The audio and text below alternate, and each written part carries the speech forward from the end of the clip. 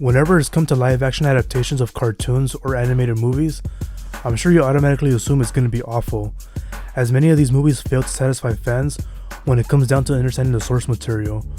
While there have been some that aren't very good, there have also been some really good ones that hold up really well. But amongst all of them, 2002 Scooby-Doo is considered to be the most remembered. And although the movie didn't exactly get critical acclaim when it landed in theaters back in 2002, Scooby-Doo was a smash hit at the box office. And in recent years, it has also since gained a cult following, mainly from those who grew up with the movie, as for many, it was their introduction to Scooby-Doo. It's one of those movies that falls into the category of so bad it's good, as everything about it is completely shocking, but also so much fun at the same time. But what if I told you that there was another version of this movie, an apparent R-rated cut that has never seen the light of day? Scooby-Doo has been a part of childhoods for many generations, creating a cultural experience that transcends through time. And to be fair, Scooby-Doo has never truly lost relevancy, as it continues to renovate itself while staying true to the original, allowing new generations to discover and love the show. Although I wouldn't say that I've always been a big fan of Scooby-Doo myself, I remember watching reruns of the original show on Cartoon Network, and I also have fond memories of watching Scooby-Doo in the Ghost School on VHS. So I guess you could say I've always had a soft spot for this character, as I was part of the generation that grew up with these live-action Scooby-Doo movies. But, as it's been known, the movie had a very complicated production, going through multiple story changes and several cuts. It's one of those movies that you watched when you were a kid, but you felt like it was made more for adults, and that's because it actually was. There was always something about this movie that felt more scary and more mature than the cartoon, and I'm gonna find out why. So let's spend some time to take a look at the original darker and more adult version of the movie, to the lost deleted scenes that never saw the light of day. Scooby-Doo, rated PG, in theaters June 14th. In the mid-90s, producer Charles Roven wanted to adapt the live-action treatment of Scooby-Doo. At the time, Universal Pictures had a partnership with Hanna-Barbera, and were planning to release it alongside Turner Entertainment, with the first draft being written in 1996. The original script was written by Greg Titley, and the plot was an origin story of how the gang met in college, and how they have to work together to stop an ancient demon on the school campus. Somewhat similar to the 2009 film, Scooby-Doo The Mystery Begins. There was even supposed to be a love interest for Shaggy, who was a goth girl named Candy, who shared Shaggy's passion for food, and a subplot involving Scooby feeling jealous. It also featured many references to other Hanna-Barbera properties, such as a scene where Josie and the Pussycats are performing at a party, and there was even intended for William Hanna and Joseph Barbera to make cameos at the end. But when Warner Bros. Bought Turner Entertainment, who owned Hanna-Barbera, they replaced Greg Titley with James Gunn. The movie was originally set to have more of a dark and mature tone, and was set for a PG-13 rating, and there are many explicit sexual innuendos and marijuana references. I'm Mary Jane. Like, that is my favorite name. Really? Yeah. No way. According to Sarah Michelle Gellar, after the cast had signed on, there were some changes and the film had to be toned down from its raunchy adult humor to a more family-friendly film. James Gunn has confirmed from a tweet on his Twitter account how the original movie was intended to be PG-13. The first Scooby-Doo was originally intended by me, the producers, and the director, Raja Gosnell, to be PG-13, but we never got a PG-13 rating. The first rating from the MPAA was R, and then a bunch of stuff was changed, and that cut ended up being rated PG.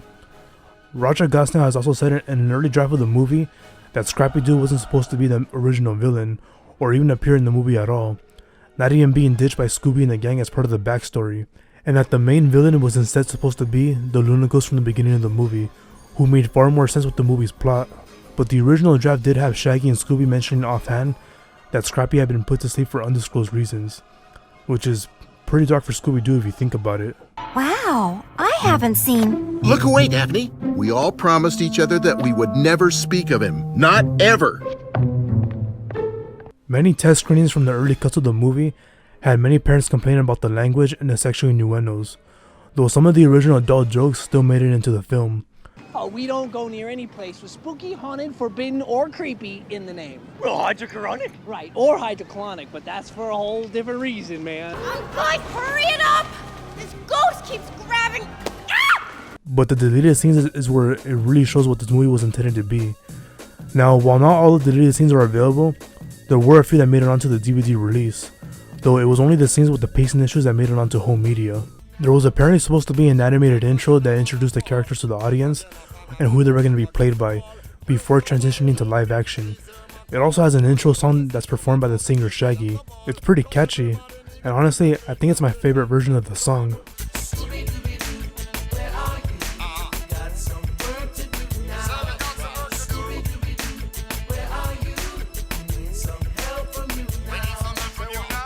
There was another thing after the gang reunites after 2 years. They show actual flashbacks of what the gang got up to during that time. Fred was trying to sell his autobiography, Daphne was training to earn her black belt, and Velma struggles in a group therapy session. Oh, and remember Daphne? She was so hot. I don't remember a Thelma. But out of all the deleted scenes, there was 2 scenes that stood out from the rest of them. One of the removed scenes that was included in the DVD release was where Velma is possessed and she's seen dancing around in her bikini, which some parents mistook for her underwear in test screenings. Kind of like...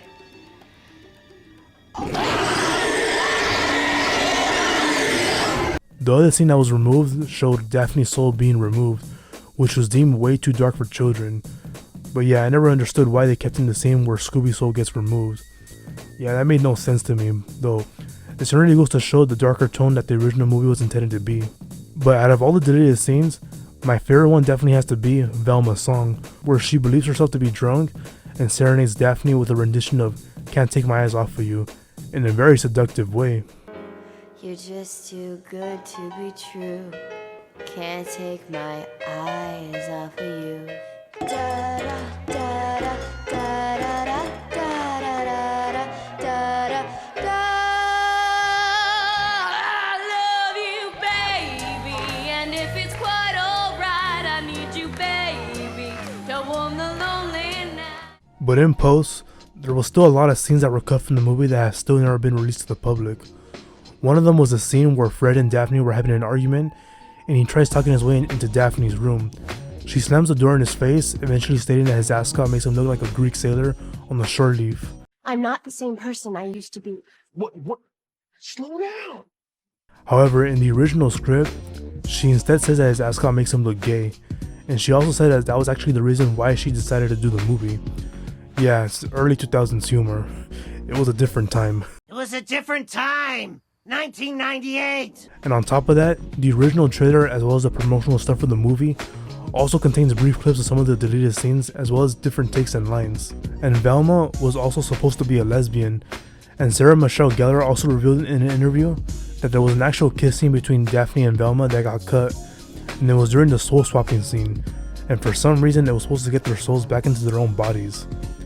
I know there might be a lot of people who were thrilled about this and thought they were robbed a good lesbian rep, but given the time period, let's just say the early 2000s were a time where just having a queer character was enough for a movie to be considered unsuitable for children.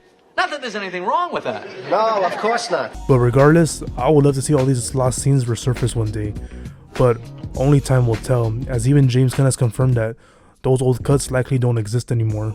Now my question here is, could an R-rated Scooby-Doo film actually work? And my answer to that is, I think it could work very well, but it highly likely wouldn't make it past through the corporates very well. Scooby-Doo is a kids franchise, and it would be a marketing nightmare to get people not already invested on board with it.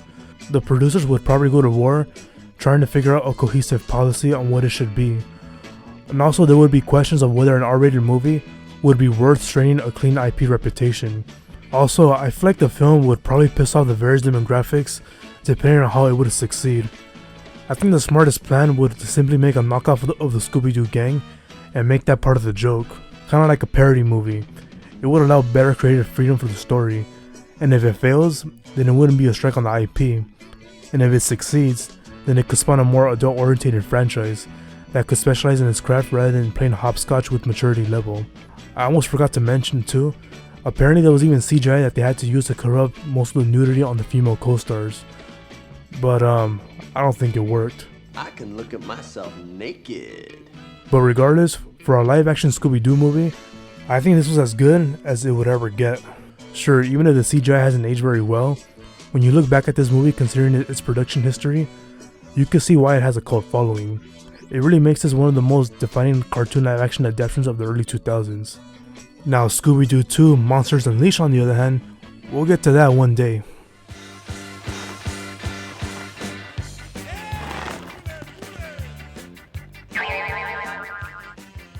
Who's your mommy?